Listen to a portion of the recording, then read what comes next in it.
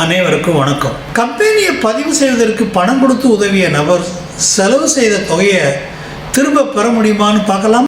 Company சட்டம் 581C4 படி ஒரு உற்பத்தியாளர் கம்பெனியை பதிவு செய்வதற்கு ஏற்படக்கூடிய சட்ட வகை செலவுகள் MOA என்று சொல்லக்கூடிய மெமரமெண்ட் ஆஃப் அசோசியேஷன், AOA என்று சொல்லக்கூடிய ஆர்டிகல்ஸ் ஆஃப் அசோசியேஷன் ஆகியோட அச்சு ஏற்றக்கூடிய செலவு, பதிவு செலவுகள் ஆகியவற்றை கம்பெனியுடைய பொதுக்குழு கூட்டத்தினுடைய சம்மதத்தோடு திரும்ப பெறலாங்க.